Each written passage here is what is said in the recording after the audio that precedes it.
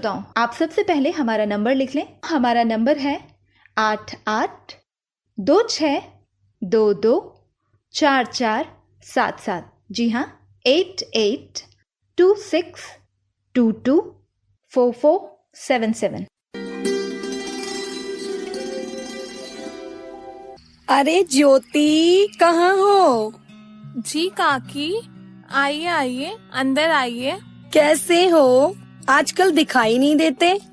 बस काकी, बढ़िया हूँ। अरे काकी, ये घर के कामों से फुर्सत कहाँ मिलती है। पहले तो पीयू काम में हाथ बटा देती थी, पर अब तो वो पढ़ाई में लगी हुई है। बस परमेश्वर करे बच्ची की मेहनत सफल हो जाए। अरे ज्योति, तेरी क्या मत मारी गई है क्या? जो लड़की को घर के काम न सिखाकर पढ़ने में लगा दिया है। अरे काकी, कैसी बातें कर रही हो आप? आजकल पढ़ाई के बगैर कुछ है क्या? ज्योति, तू नहीं समझेगी। लड़की को फोन दे रखा है, अकेले बाहर आने जाने की अनुमति भी दे रखी है।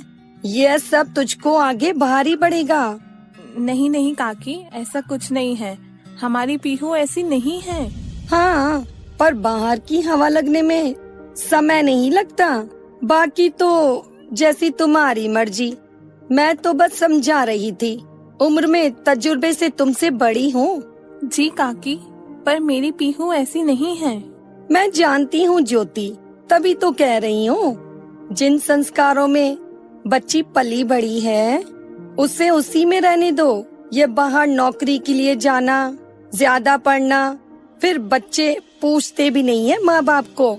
तुम उन्हें जानती हो ना, मेरे राजसमंद वाले भाई को। हाँ काकी, उनके साथ भी ऐसा ही कुछ हुआ था। इतनी अच्छी लड़की थी, समझदार, होशियार। बाहर सूरत पढ़ने गई और फिर लौटकर आई नहीं। काकी, जितना मैं अपनी बच्ची को जानती हूँ ना, मेरी पीहू अपने माता पिता की बहुत कदर करती है। अगर हम उससे कहे ना, तो वो बिना कुछ कहे सब कुछ छोड़ देगी। पर हम चाहते हैं कि हमारी बच्ची खूब आगे बढ़े, अपने गांव का, अपने माता पिता का, सबका नाम रोशन करे। हाँ चलो, ऐसा ही हो बस। अब मैं चलती हूँ ज्योति।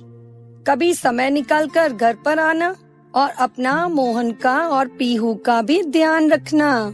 जी काकी, आप भी अपना ध्यान रखिएगा। पीहू बेटा। जी माँ, आई। बेटा, आप क्या कर रहे थे? माँ, मैं पढ़ रही थी, फिर पढ़ते पढ़ते मेरी आँख लग गई थी। आपने आवाज दी तो उठकर गई। बेटा, तुम सच में पढ़ती ही हो ना बस, या फोन में कुछ? नहीं नहीं माँ, ये आप कैसी बात कर रहे हो? माँ, सब ठीक है ना? ज्योति, मैंने सुना है ये क्या पूछ रही हो तुम पीहू से? आप आज वो पड़ोस वाली काकी आई थी, खूब सुना रही थी मुझे। सीधे सीधे तो कुछ बोल नहीं पाई, परंतु बहुत कुछ कह के गई है। मुझे बस मेरी बच्ची पीहू की चिंता हो रही है। ज्योति, तुम अच्छे से जानती हो हमारी पीहू कैसी है। तुम उसकी माँ हो। वो तो मैं जानती हूँ, पर आप भी तो जानते हो ना, हमारे यहाँ लड़कियों को ज्यादा पढ़ने की अनुमति नहीं है। बस वो घर संभालती हैं। आज तो बस काकी बोलकर गई है, पर कल कोई ऊंच नीच हो गई तो सारे गांव वाले हमें ही सुनाएंगे। अरे, ये कैसी बातें कर रही हो? ऐसी बातों ना तो सोचो ना ही करो। हमारी पीहू बहुत होशियार है, अच्छे से पढ़कर कलेक्टर बनेगी और हमारे पूरे गांव का नाम रोशन करेगी हमारी बेटी। हाँ, आप सही कह रहे हैं। और ज्योति, अब ना तुम कुछ ऐसा सोचोगी, ना ही कोई ऐसी बात करोगी जिससे हमारी पीहू परेशान हो। उसे मन लगाकर पढ़ने दो बस। कुछ ही दिनों में उसकी परीक्षा है। जी माँ, आप बिल्कुल चिंता मत करिए। मैं ऐसा कुछ भी नहीं करूँगी जिससे आपका या फिर पापा का नाम खराब हो। मैं बस आपका नाम रोशन करने का काम करूँगी। शाबाश बेटा। चलो पीहू, अब तुम तुम्हारे कमरे में जाकर पढ़ाई करो। ज्योति, मैं जानता हूँ गांव में ज्यादा लोग पढ़ाई के महत्व को नहीं समझते। उनके लिए चूल्हा चौका एक लड़की की जगह और संस्कार है। घर, पति, बच्चे, यह सब संभालने के लिए बनाया है, पर सही उम्र में और पढ़ना या कुछ बनकर अपने गांव, शहर, अपने देश के लिए कुछ करना गलत नहीं है। हमारे पीहू के विचार बहुत अच्छे हैं। वो चाहती है कि वो हमारे और ऐसे कई गांव की परिस्थितियों को बदले और कुछ सहयोग कर सके। जी आप सही कह रहे हैं। अब मैं ऐसा कुछ नहीं कहूँगी जिससे हमारी पीहू परेशान हो। चलो अब सो जाते हैं। पीहू बेटा, कैसी हो? मैं अच्छी हूँ काकी जी, आप कैसी हो? मैं भी अच्छी हूँ पीहू बेटा। ये अचानक से तुम्हारा वजन कैसे बढ़ गया? वो क्या है ना, सारा दिन बैठकर पढ़ती रहती हूँ ना, इसलिए बस अब कुछ दिन बाद परीक्षा है। उसके बाद सैर कसरत करके मैं पहली जैसी हो जाऊंगी। हाँ बेटा, सेहत पर भी ध्यान दो। मोटी लड़कियों को आजकल कोई पसंद नहीं करता। काकी, हमारी पीहू इतनी प्यारी है कि कोई भी उसे देखते ही पसंद कर लेगा। अरे ज्योति, बुरा मत मानो, मैं तो पीहू की भलाई के लिए ही बोल रही हूँ। अच्छा, वैसे तुम्हें पता चला, पास के गांव की रेखा शहर गई थी पढ़ने के लिए, वहीं एक लड़के के साथ चक्कर चल गया। अरे वो रेखा उर्मिला काकी की बेटी? हाँ, वही रेखा। अरे उर्मिला काकी ने उसके लिए कितना किया था। तभी तो तुम्हें समझाती हूँ ज्योति, समय रहते समझ जाओ, पर तुम तो कुछ सुनती समझती ही नहीं हो। पर काकी, सब एक जैसे तो नहीं होते हैं ना? पीहू बेटा, तुम अभी छोटी हो, तुम कुछ नहीं समझती। ज्योति, पर तुम तो समझदार हो ना, कैसा जमाना है, तुम तो समझती हो ना कि लड़कियां सुरक्षित नहीं है। जी काकी, शायद आप सही बोल रहे हो। और पीहू बेटा, आप छोटे हो, आप चुप रहो। चलो काकी, मैं अभी घर चलती हूँ। पीहू बेटा, मैं तुम्हें बाहर जाने नहीं दे सकती बेटा। तुम्हें जितना पढ़ना है यहीं पर पढ़ो और एक आम जिंदगी जियो जैसे सब जीते हैं। ठीक है बेटा, मैं जानती हूँ तुम्हारे सपने बड़े हैं, पर मैं नहीं चाहती हूँ कि कुछ ऐसा हो जिससे मैं अपनी बेटी को ही खो दूँ। माँ, वैसे तो ऐसा कुछ भी नहीं होगा, पर आप चिंता मत करो, मैं वही करूँगी जो आप कहोगे। थैंक यू बेटा। मैं चाहती थी कि जो तुम चाहती हो वो बन जाओ, पर बेटा अब मुझे बहुत डर लग रहा है। माँ, आप डरिए मत, मैं यही हूँ आपके पास।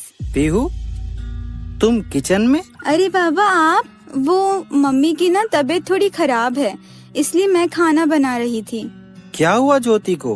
कुछ नहीं, बस वो ऐसे ही, और वो कमरे में अभी आराम कर रही हैं। अरे आप आ गए? तुम ठीक हो ज्योति? क्या हुआ तुम्हें?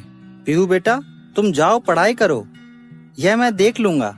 नहीं पापा, मैं बाद में पढ़ लूंगी, आप माँ के साथ बैठो। ज्योति, मुझे बताओगी क्या हुआ? ज्योति पड़ोसियों की इधर उधर की और अपने दिल की चिंता, वह उसका निर्णय कि पीहू बाहर जाकर नहीं पढ़ेगी, वह समाज में चल रही हर एक बात मोहन को कह सुनाती है कि किस प्रकार वह अपने लोगों से लड़ते लड़ते थक चुकी है। देखते हैं अब मोहन किसका साथ देगा और किस प्रकार इस परिस्थिति को संभालेगा। पीहू, इधर आओ बेटा। मुझे आपसे और आपकी माँ से ये उम्मीद नहीं थी। अब बेटा तुम्हें अपनी पढ़ाई पर ध्यान दो, परीक्षा दो। मुझे तुम पर भरोसा है, मेरी बेटी अपना मुकाम हासिल कर लेगी।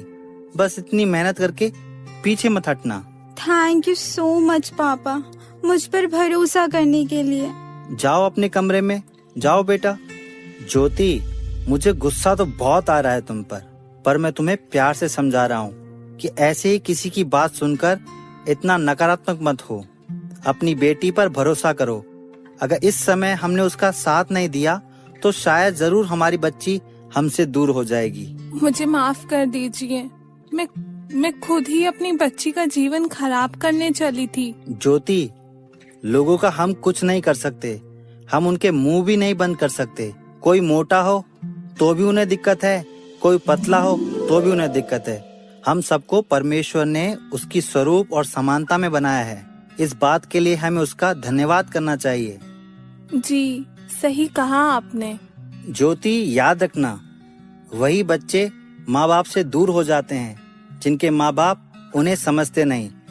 अपनी बेटी का साथ दो, उस पर भरोसा करो और उसकी मेहनत की कद्र करो। प्रार्थना करो कि परमेश्वर से कि हमारी बच्ची सफल हो जाए और परमेश्वर उसे अच्छी बुद्धि दे। लोगों की बातों पर नहीं, परमेश्वर पर भरोसा रखो। जी बिल्कुल, मैं बिल्कुल ऐसे ही करूँगी। मैं अपनी बच्ची का साथ दूंगी। और हाँ, मैं खुद जाऊंगा अपनी बच्ची के साथ उसे परीक्षा दिलवाने।